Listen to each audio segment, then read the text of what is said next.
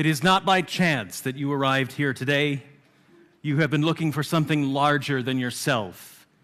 Inside of you, there is yearning, a calling, a hope for more, a desire for a place of belonging and caring. Through your struggles, someone nurtured you into being, instilling a belief in a shared purpose, a common yet precious resource that belongs to all of us when we share. And so, you began seeking a beloved community, a people that does not put fences around love, a community that holds its arms open to the possibilities of love, a heart home to nourish your soul and share your gifts. And so welcome home, and welcome to worship on this beautiful morning, and welcome to the Unitarian Church of Los Alamos. I am the Rev. Cullinan, your minister here. As Unitarian Universalists, we affirm and promote the inherent worth and dignity of all people and gather together in a free and responsible search for truth and meaning. Whoever you are, whomever you love, wherever you are right now, here in the sanctuary or watching at home, wherever you are on your life's journey, you are welcome into this community. I want to extend a special welcome this morning to any visitors or first-time guests we have among us, to any first-time viewers we have among us. I would love to have you join us after the service for coffee and conversation in our fellowship hall, as we do each week, and answer any questions that you might have about our community. I'd love to introduce myself and let you know what we're all about here. And now, let us prepare for worship. So would you please arise in body or spirit and join in our opening hymn, number 1000.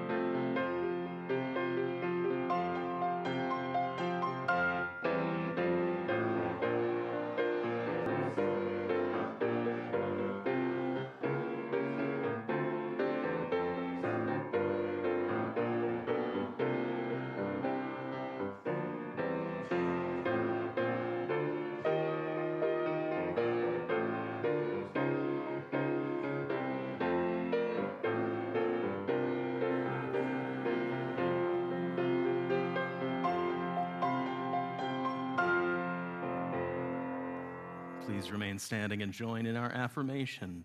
Love is the doctrine of this church. The quest for truth is its sacrament, and service is its prayer. To dwell together in peace, to seek knowledge and freedom, to serve life in fellowship, to the end that all souls shall grow in harmony. Thus do we covenant with each and with all. Please be seated.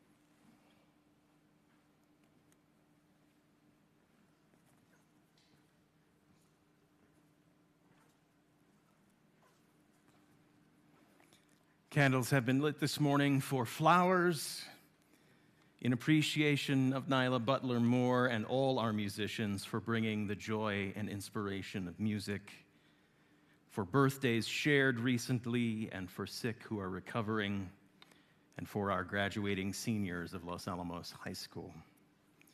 For all our joys, all our sorrows, whether we share them aloud with one another or we hold them close and quiet in our hearts, let us be with one another in a moment of silence.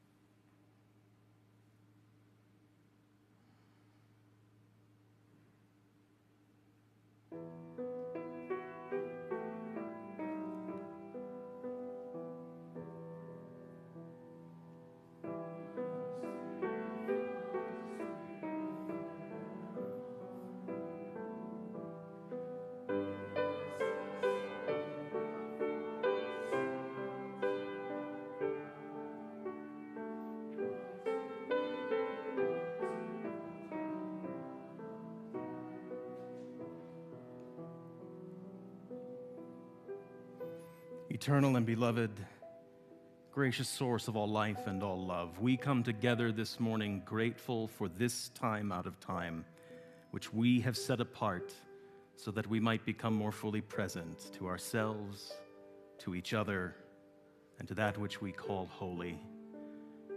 May our joys be celebrated together, our wounds be healed together, our hearts be opened together. We give thanks today for the gifts and the graces, both large and small, that we have received throughout the week. We rejoice in the love that binds us together. We acknowledge, too, those times where we have felt an absence of grace and gifts in our lives, where we witness violence and oppression in our world. May we become the hands of the Spirit, building a greater peace. Source of love, give us the strength to speak up for our needs and to speak out for the needs of others. May the Spirit of life give us the vision to meet the world as it is and the faith to create the world we hope to see. All this we pray in the names of those known and unknown, present and absent, remembered and forgotten, in the names of all the helpers of humankind. Amen.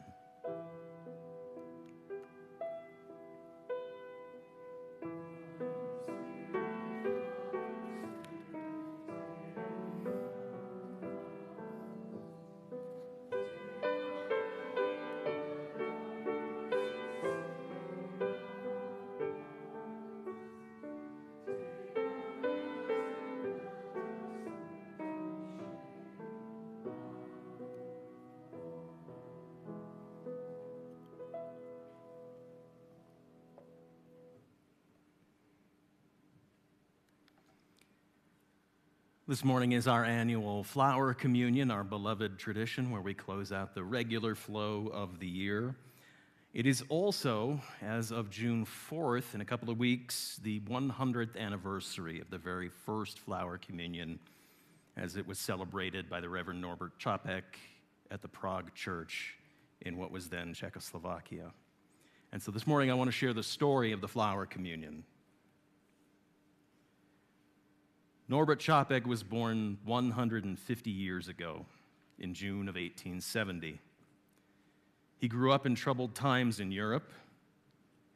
During World War I, his safety was threatened because he spoke out against those who tried to restrict freedom of worship.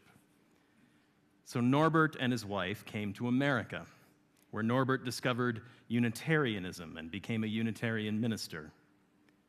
Once the war ended, Reverend Čapek wanted to return to share his love of Unitarianism with the people of his country, which was now the newly created country of Czechoslovakia. He returned to the city of Prague in 1921 and started a brand new church, which grew steadily as more and more people came to listen to Reverend Norbert's sermons. The war had left many miseries and a hard life for the people of Prague. Families had been broken up, businesses had been ruined, and there many of his congregants didn't have enough money to meet their needs. Unitarianism was new to Czechoslovakia, and the worship service was unlike ours today. There were no stories or music, and the sermons were very, very long. If you think mine are long. The church building was plain and cold in the bitter winters. Still, people came because they were eager for worship, for spirituality, connection, and hope as they tried to rebuild their lives. Reverend Norbert knew that the people who came to hear his sermons were learning about Unitarianism and building a new faith together, but he also knew that the daily struggle continued to be 5 years after the war. He knew the weariness of the troubles and sadness they carried and how his people yearned for a sense of connection and possibility. He went for a walk along the river Vlatva, which winds through Prague. And as he slowly crossed one of the many bridges over the river, he began to think about how to lift the spirits of his congregation. He wanted to help them have hope. Reverend Chapek saw a flower growing in the bare and scuffed earth near the edge of the river. The beauty and bravery of the little bloom lifted his spirits. He wanted to share that uplifted feeling with his congregation. But how? His church had no altar flowers or gardens about it. He thought and thought some more as he walked, but he just didn't have any ideas about how to share the feeling that the flower had given to him. He came to a small child from his congregation who smiled at him and held out a flower for him to take. Reverend Chapek smiled back with a happy heart and realized in that moment how to spread this warm feeling with his church members. It was spring, and there were flowers growing everywhere in Prague, in the parks, along the river, and even in the rubble still left from the war. Reverend Norbert spread the word to his congregation to bring a flower to the worship service that next Sunday.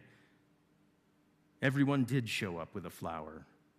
There were stems of white daisy-like chamomile, yellow, many-petaled leopard's bane, the bright pink rockets of cyclamen, plump yellow clusters of primroses, fuzzy pink spires of hens and chicks, deep blue gentians, pinky purple pasque flower, and of course many roses, which are the national flower of Czechoslovakia.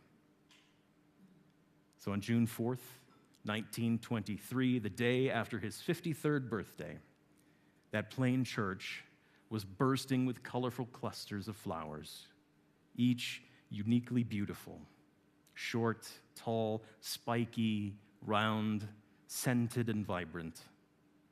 And the uniquely beautiful faces of the congregants were also bursting with smiles of warmth and hope as they felt the powerful forces of growth and possibility in nature and in each other. Reverend Chapek called that feeling the hidden cry for harmony with the infinite that each person feels inside. At the end of the service that day, when they chose a flower to take home, those seeds of hope and harmony and fellowship went with them and began to grow in their hearts and in their spirits. We can't be sure if that is exactly how the first flower celebration Sunday happened 100 years ago in Prague, but wouldn't we like it to be?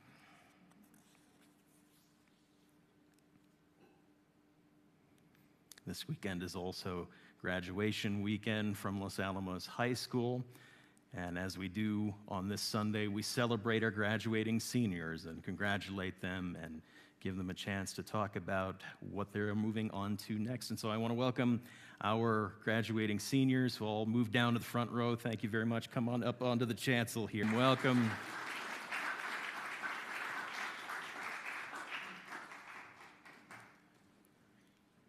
Ian, I want to apologize. I didn't get your name on the screen in time. I'm going to grab that.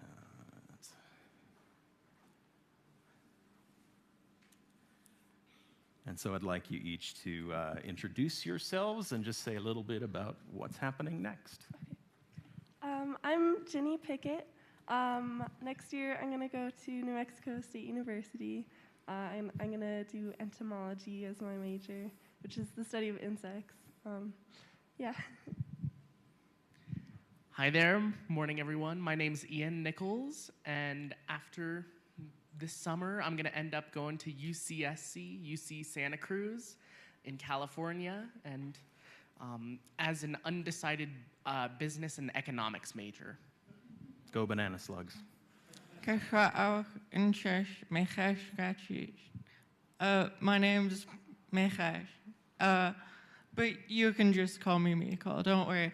And I am just gonna keep taking classes at UNMLA for like 2 years or so, and then try and transfer to like a music program or something. I'm Sarah Bowman, and I'm gonna go to New Mexico State University, and I don't know, I'm undecided right now. I'm Michelle Bowman. I'm also going to New Mexico State University, and my major is also undecided. All right. Step forward and turn around because we have a treat this morning. Happy Senior Sunday, y'all. Oh, I miss you guys so much. I wish I was there celebrating with you guys this Sunday. And yeah, I'm here in Eugene. I'm Tina, if you don't remember, your DRE who's been on sabbatical. And I wanted to really extend my congrats to you all this Sunday and let you know how much that I have enjoyed seeing you guys grow up in this church, in this community, and how much you all have to give with your art, with your creativity, with your justice-seeking hearts, and continue to bring that into your future as you go forward after graduating and all of your accomplishments and celebrating those. So remember to take your spirit of love and creativity and justice out in the world. And we have this amazing gift we want to give you, which is Michelle Obama's new book, The Light We Carry, Overcoming in Uncertain Times. And right now, we know that it is so uncertain, right? And I really hope that you can get some inspiration from her words. And as you go out into the world and move forward in your journey, she reminds us in her book about how all of these big things are so big and uncertain, right? But yet we can focus on something small in those times. And so she focuses on her knitting and doing something small, right, with her hands. And so when things get tough, when times get tough, focus on that energy of creativity and just dial into that when you need to for self-care. And I just really hope that you can take some of her words out with you. She also reminds us to be kind, right? Start with kindness and be kind when it's hard. She also reminds us that you matter, your story matters. Share that story with others. Connect with other people and their stories. Ask them about their stories. Cultivate those connections and those friendships. And remember to shift your perspective and celebrate your differences and differences in others. And also, when people go low, you go high, right? She reminds us to go high when people go low. So remember to keep working for justice and continue to go high. And she also reminds us that it's okay to make mistakes and learn from those. And it's okay to say, I don't know. I don't have the answer, right? I do that all the time in my work. I don't have all the answers. I have to admit that I don't know things, and that's okay. right? So I am so inspired by you all and just everything you've brought to our community over your whole lives. And I have enjoyed so much working with you guys. Don't be strangers. Come back. You are a part of this community forever, and we want those connections to keep going. We got your backs, y'all. So come back. Don't be strangers. Come visit your UU home here in Los Alamos.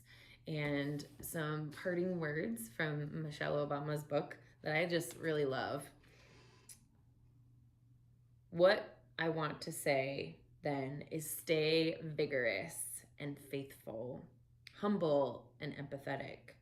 Tell the truth. Do your best by others. Keep perspective.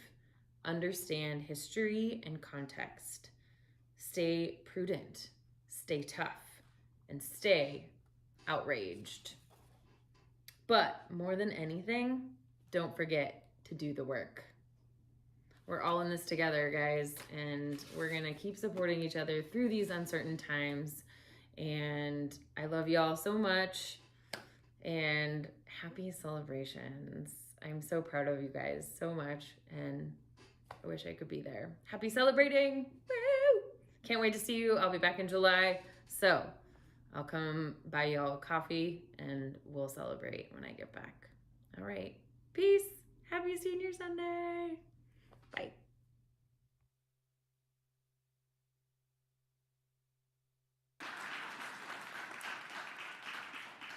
And twirl around again to the front, my friends. When we dedicate our young children in this church, we give them a rose with the thorns removed as a sign of this community's dedication to keeping you safe and secure as you grow. Today, as you prepare to enter a new phase of your life, we give you another rose.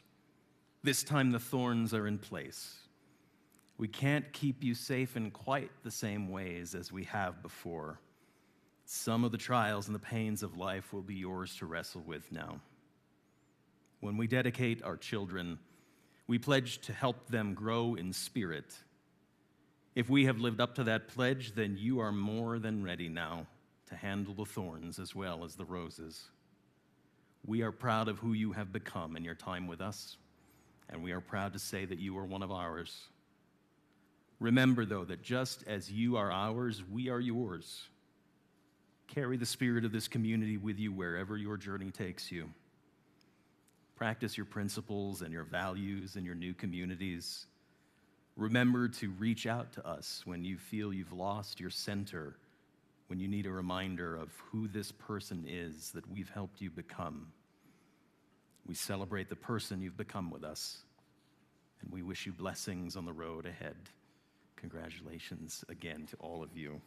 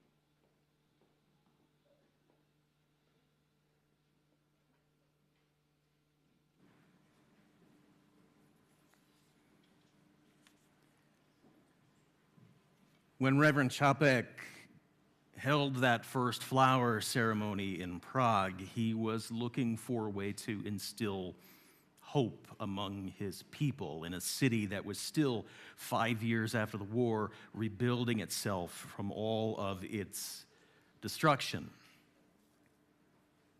And he was looking for a way to reflect the beauty of nature in the lives of his people, of the flowers that still were able to grow up through that rubble. I don't know if he expected the continued hardships after that first ceremony. 20 years later, Prague would be under Nazi occupation, and Čapek himself would find himself at Dachau, where he died from pneumonia. And yet the flower ceremony continued. And as the communists rolled into town and took over Czechoslovakia and made that a communist state and banished all religion from the public sphere, still the flower ceremony continued. I have a dear seminary classmate, a little older than me, who grew up in the Prague church and would tell us stories of the hardship and the struggles trying to keep the church open, even underground during those years, trying to keep everybody safe and still worship together and never knowing who might be joining them for the first time as undercover secret police. People who claim their religion is oppressed here in this country, I don't think really know what they're talking about. And still the flower ceremony persists into 100 years this week, next week. We have certainly been through our own hardships together in the last few years. We've been through the struggle of COVID and the shutdown. And while we've celebrated reopening again, we have struggled with not seeing all of the faces that we love here from week to week, missing those dear hearts greatly, missing their presence and their breath and their hearts and everything they bring into this community. And still the flower ceremony persists. Each year we talk about the beauty of the flowers when we hold this together, about the beauty of our commingled community together, the beautiful souls that come together and make something new and more beautiful, and we renew that every year. But I think this year I want to talk a bit about the resilience of the flowers. As fragile as they are resilient. Just last month, the journal The New Phytologist released a study about how it is flowers survive when disaster strikes, when the stems break or bend. And they have found a great number of them. Even bent and broken at the stem, the flowers themselves will reorient to make themselves ready for pollinators. They will reorient, they will pivot to keep doing what they need to do, to go on surviving, to go on flourishing. And so it is too here with us. We bring our many facets together, our petals, our beauty, the colors, our hearts. And when everything seems to be falling apart, when we feel down and low because we don't see all of our faces yet, we pivot.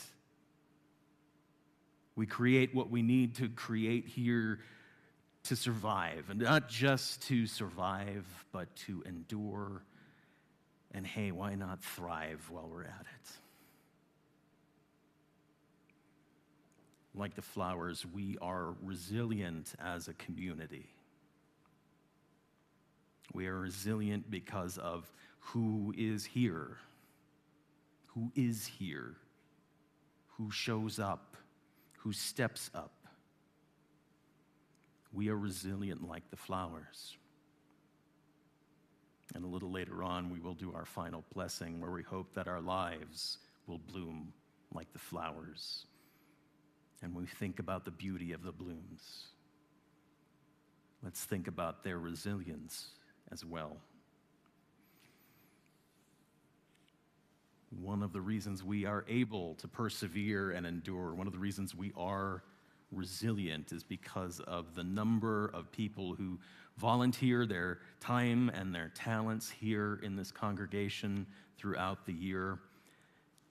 And I want to take some time this morning to recognize them, those who are here, and hopefully some are watching at home and will feel that gratitude as well. First, I want to thank all the people who just make Sunday morning possible. I know it's me up here a lot, but it's not just me. A great thanks to everybody who works in our AV booth throughout the year to keep the sound going, to keep the visuals going, to keep the live stream going out, which reaches out to a lot of people. That's Renae Mitchell, who's been leading that, and Mike Begnaud. If you could stand, Mike, and Patrick Webb is already back in the booth, and Galen's disappeared right now, and we have a new intern back there as well, training, so we're adding to the staff. Huzzah! And while we're at it, Patrick also heads up our worship committee, which works hard to fill the pulpit while I'm not here and put on those services. Would anyone else who is a member of the committee or worship associate just stand up for a moment? I want to see who is here. There's one. Patrick's in the back. Thank you so much. And to Nylea, who does not volunteer, but probably isn't paid as much as she should be for the time she gives. And our choir, and all of you talented musicians who have come up and soloed and given your time and added to the enrichment of our worship services through the art of music. And also to our religious education committee who's out there today, to our teachers, even though we have struggled through this year of teaching our children, to Tamara Safarik and Gian Plor for being co-chairs of the committee this year during this difficult year without Tina. Thank you so much. And to our hospitality crew, to Barb Franzak for making it all happen this year. I am so incredibly grateful. It felt good, didn't it, to sit down for a meal together here, to just kind of be with one another. I might have gotten a little emotional at the first soup and bread lunch. There's a sign of our resilience as well, that we can come back together like that. And to everyone who has made that possible, anyone who has cooked a dish or stayed behind to clean up or served coffee, thank you so much for your presence and your work. To our gardeners and our building chair, Janet Van Cleave, or our grounds chair, Janet Van Cleave, you all for your continued work to make all. And to anyone who's spent time working on the building, cleaning, repairing, whatever, and to John Detterman, especially for heading up that. John is rolling off the board this year for some, I think, well-deserved rest after vying with this quirky structure we built for ourselves. Thank you, John, for everything you've done these last years. To Evan Rose, who I know is hanging around here somewhere, and to Kelly Shea, co-leaders of our Social Justice Committee, for keeping this church present in the work that is needed in our community on behalf of those who have less, who need more help, who need somebody to speak for them, who need a pathway to just some better life. Thank you to all who have volunteered your time, donated to the work south of or at the border with the shelters there, For those of you who have worked with our Afghan family that we sponsor, they are thriving here in this country because of the work we do and the gifts that we share. And so thank you to all of you who have done the work on the ground or have just given of what you have in order to help with that. I want to thank you very much.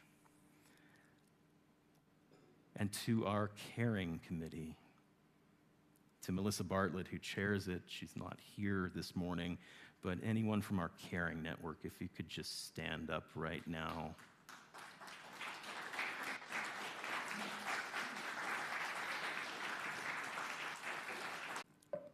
To Felicia Orth and to Bill Podorsky, who are the remaining members of my personnel committee.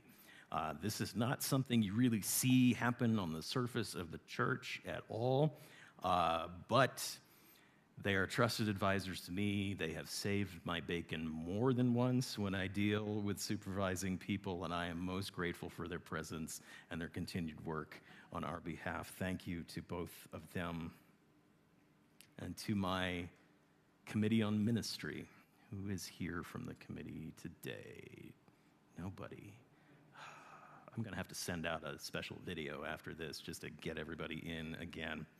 I am most grateful. And Ellen Mills has been our chair this year, and she has led us well. I'm grateful for her. And last but definitely not least, to our board of directors. With the board members present, please stand or stand in the doorway. I want people to see you. Who's here? I know John's here. And Evan's around here somewhere. Your board puts in a lot of time and a lot of effort on our behalves to make sure that this church continues to keep its doors open, continues to function healthily, continues to follow best practices. It's not a fun job, although we do occasionally have fun together. But it is of vital importance.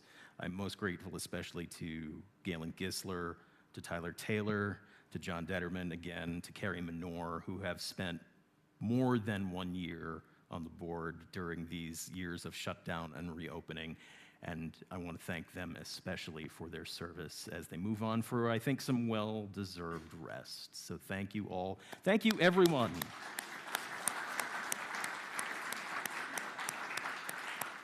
And to you who just keep showing up week after week, even though it feels sad sometimes because we don't see one another's faces.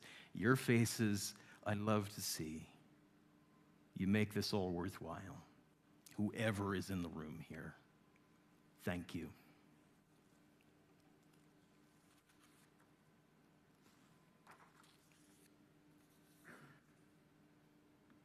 Some of you may be visiting us for the first time today, or you forgot that this was Flower Communion Sunday. And though some have come without flowers, some have brought extras. We're praying this morning for some flower variation in the miracle of the loaves and the fishes. Everyone is welcome, and everyone can partake of this special ritual. Through some miracle similar to that story, there are always flowers left each year. This is the grace of our church community. All may come forward, and all will be served.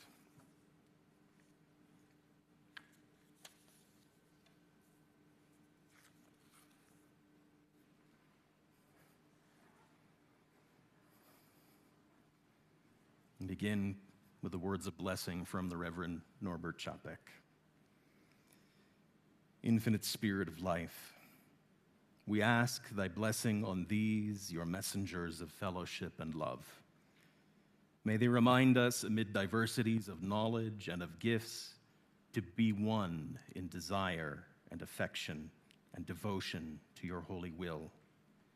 May they also remind us of the value of comradeship, of doing and sharing alike.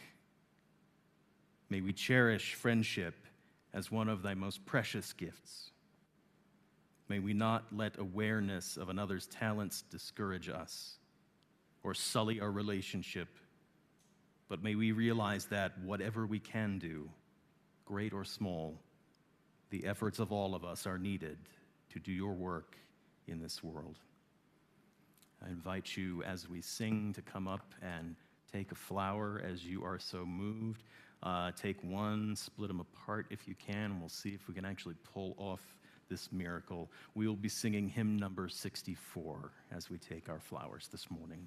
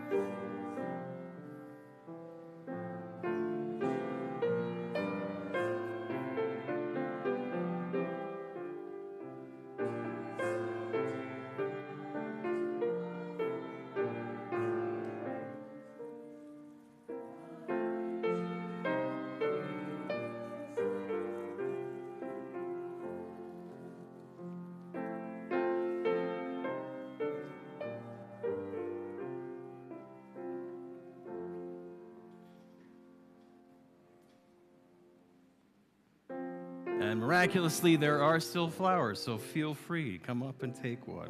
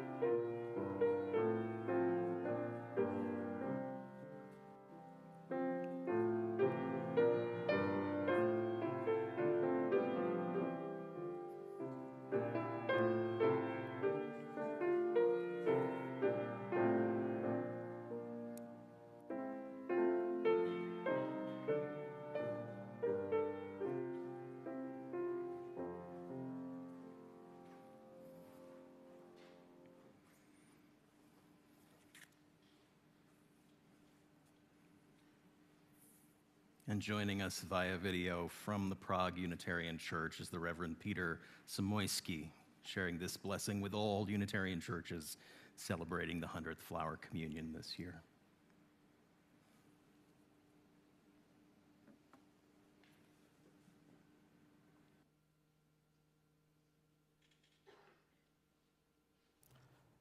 These are the words I offered as a meditation over the flowers before their distribution. Ve jménu toho, co je svaté, ve jménu toho, co je dobré, ve jménu toho, co dává život, sešli jsme se tady dnes, v tomto místě. Byl nám dán život, abychom žili v povědomí věčnosti. Neboť to je zdroj štěstí. Abychom pracovali na sobě a vnášeli do svého života štěstí. Abychom byli co platní druhým se kterými jsme provázáni neviditelnými vztahy. Vy květiny, připomínáte nám tu úžasnou jednoduchost přírodního řádu a to, že i my jsme jeho součástí. Připomínáte nám krásu a harmonii rozmanitosti. Připomínáte nám, že lze cítit a vnímat a žít jednotu v různosti a různost v jednotě. Nechť jeden duch tvůrčího života nás spojí, tak, jako mezi námi vládne. In the name of what is holy, in the name of what is good, in the name of that which gives life, we have gathered here in this place today. We have been given life to live under the aspect of eternity, for that is the source of happiness. To work on ourselves and bring happiness into our lives, to be as valid as possible to others with whom we are connected by invisible relationships. You, the flowers, remind us of the wonderful simplicity of the natural order, and that we too are a part of it. You remind us of the beauty and harmony of diversity. You remind us that one can feel and perceive and live unity in diversity and diversity in unity. Let the spirit of creative life unite us as it reigns among us.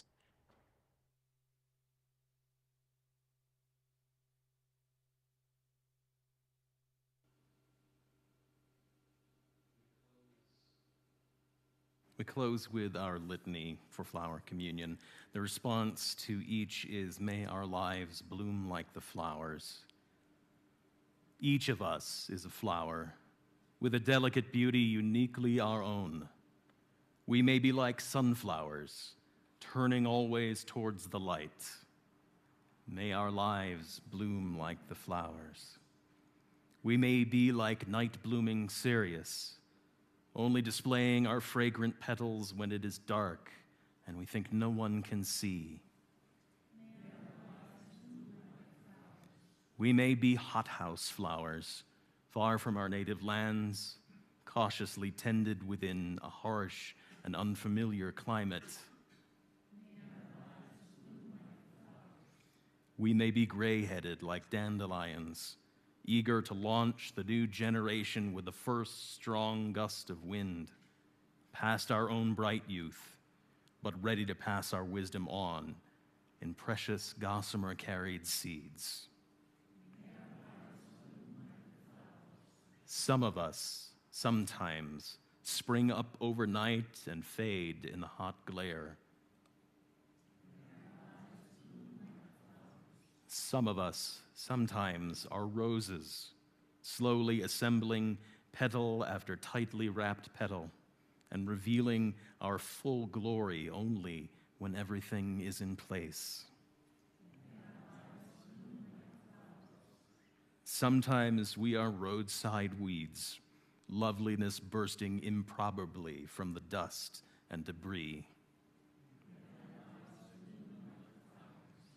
May we offer our beauty with the simplicity of flowers, expecting no recognition, hoping for nothing, and knowing that it is enough. Amen.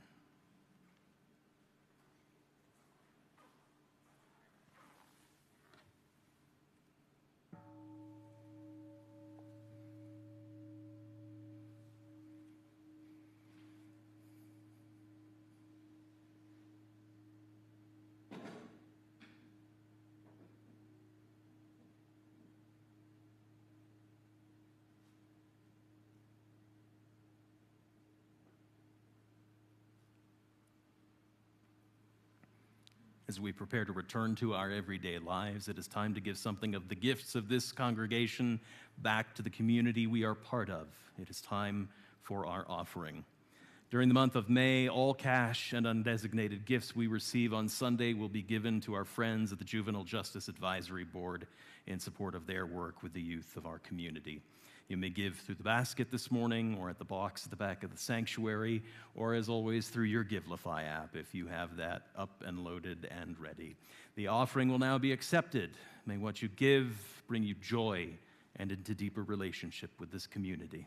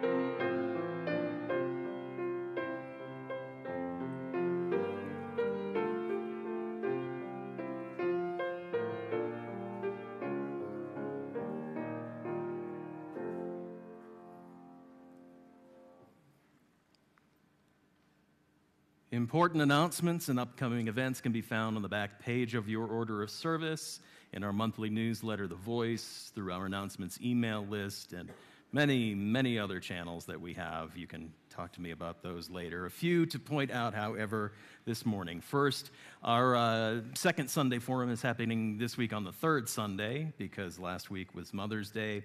Tyler Taylor will lead a discussion on Ezra Klein's book, Why We Are Polarized. That'll be starting shortly after we finish here in the sanctuary. Give you some time to get some coffee.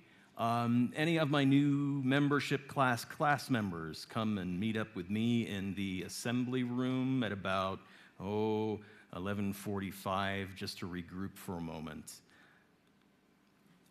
We are moving to a mail-in ballot after we did not have a quorum at the annual meeting last week. Those will be mailed out before June 7th. We would like to have those filled out and returned to the church by June 21st so we can proceed with our business. And finally, the great day has come. The installation of our solar panels begins at 7:30 tomorrow morning. Here, they'll be working Monday through Thursday this week, Tuesday through Friday the following week. They will be taking up some portions of our parking lot and grounds with equipment and supplies. So if you are coming during the week, just watch out for workers and their stuff if you need to park here. And now would you all please rise in body or spirit and join in our opening or our closing hymn, number 1028.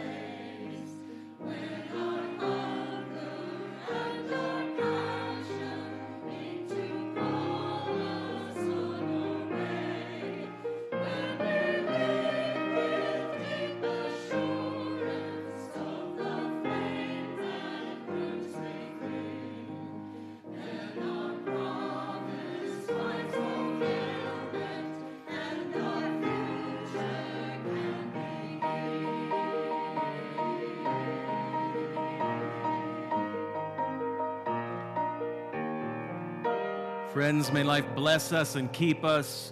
May the light of life shine upon us and out from within us and be gracious to us and bring us peace. For this is the day. This is the one wild and precious life we have been given. So let us all find a way to rejoice and be glad in it. Go in peace.